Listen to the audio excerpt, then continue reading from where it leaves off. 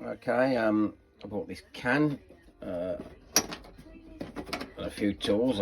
This tin is, I love old tins. Anything like this is great.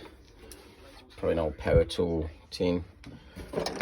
Pair of scissors, decent scissors. They feel good. Couple of files, sort of 50p each. Nothing. Don't think they're that old. Can't just make out exactly where they're made. Made in England. Another set of interesting pliers. These will polish up nice. Can't see any light. You can see light through the cutters.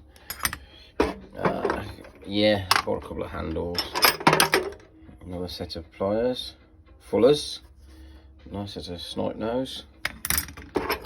Yet another file. I do like files. A couple of handles there for files, just to do it later. Yeah, another, can't make out the name on that, but it's got 1950 something with the crow's foot on. So I always like stuff with either GPO or crow's foot. So footprint store, don't know if they're real or not, original. Can't see a footprint on them. I'll show you that when I've cleaned up a little bit. Or then again, there may be one on there, I'm not sure. Another set of, what does it say? What kind of work out that is? Could be Ford, don't know.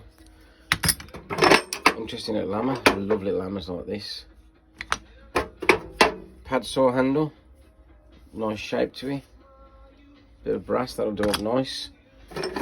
Some King Dick sockets to go to the collection.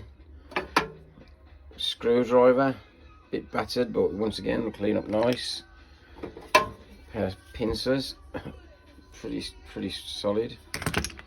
Another little file. Nice penknife.